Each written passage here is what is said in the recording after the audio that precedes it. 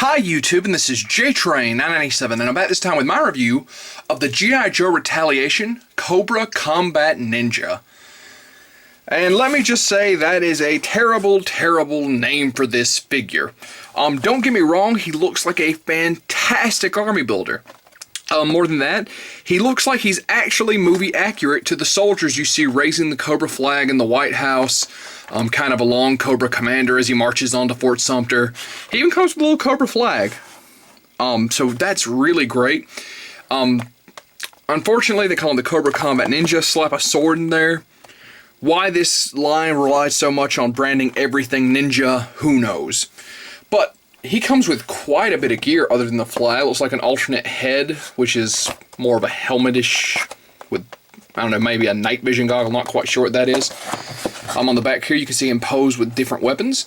And his rider says, the Cobra Combat Ninja troopers are trained in elite martial arts techniques and are equally skilled with ninja and military weapons from swords to submachine guns. They blaze into battle, firing their missile launchers at the G.I. Joe team. Of course, it has firing missile launcher on here, which is of course the one that's been reused quite a few times in the G.I. Joe line, but it's a great missile launcher. That being said, not too much to say about the box on this guy. Let's open him up. And here we have the Cobra Combat Ninja out of the packaging. And I've got to say, I'm really a lot more impressed with this guy than I thought I'd be. There's a lot of great retweaks on this guy. I'm loving the flag. A bonus to the fact they gave us the absolute worst base they had to give us. You can fit the little notch that you're supposed to feed the chain for your dog tag through, and you can use that as a base for the flag, which makes it stand just great. Now, another great little retweak, the missile launcher, which previously I know got used with Resolute Firefly and the Cobra Vipers, has been repainted and it looks great. It's the standard Cobra blue. It's got the logo there on the side. They also put these nice little dual Cobras up here, which if I can get the camera to focus, you can see are spitting fire, which is just a great little feature.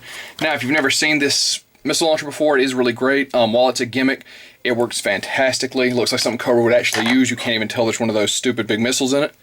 Press the button back here, knocks the doors open, missile fires out.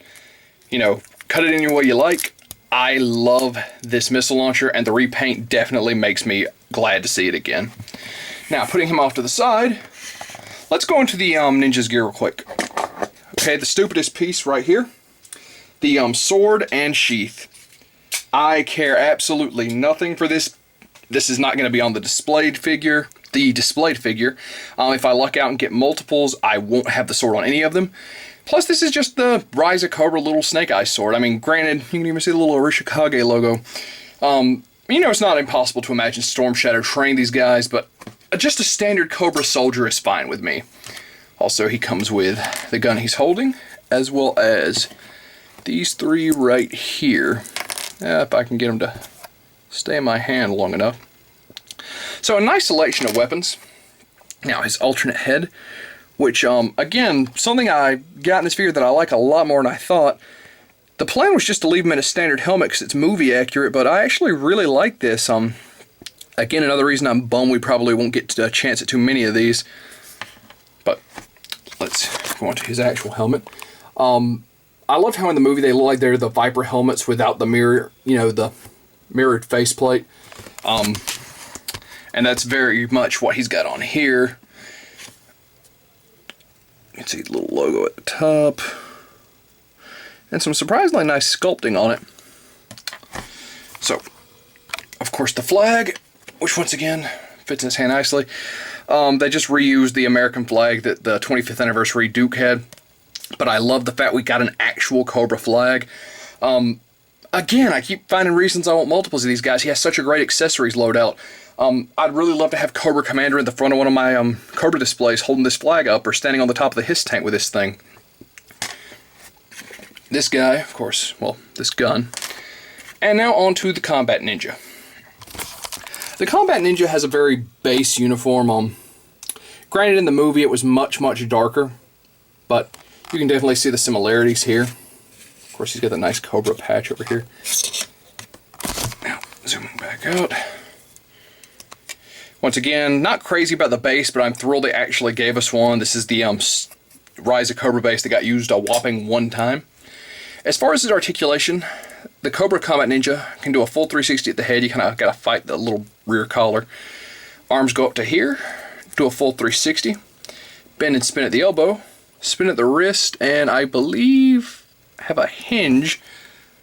Yeah, it looks like the hinge is there, but the way his sleeves are cuffed, you can't really get it to move all that much. Now, he would have torso articulation, but the vest is on here pretty tight. You can see there. It's not too hard to pull off, but I don't want to do it in this review.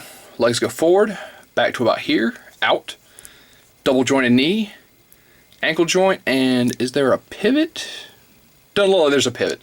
Other than that, though, the standard articulation. Now, once again, I've said this in a lot of my Ultimate Wave reviews, or Wave 3.5. Oh, let's actually swap his head out for this final bit. Get a look at him in there. And the back of the box wasn't too much help with finding out what exactly this helmet is supposed to be.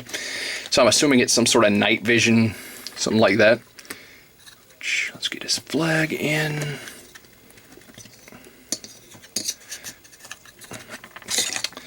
I really miss 2 foot pegs. So if you find these in stores, which some people are, not a lot unfortunately, they're running you at about 10 bucks a piece. I stand by what I said when the price hike first happened. I'm not crazy about paying 10 bucks a piece for G.I. Joe. However, this is a fantastic army builder that shows that even though an accessory is old, it doesn't mean it can't be re-released and reused, and we can still be happy with it with just a new tweak, a new paint job, something like that. If these show up in retail, I'll definitely buy more for the accessories alone. Not to mention, I'd love to have a couple of these guys with alternate helmets. I love the fact that we got him, closer to. He's not exactly movie accurate, but he's close enough to make me happy.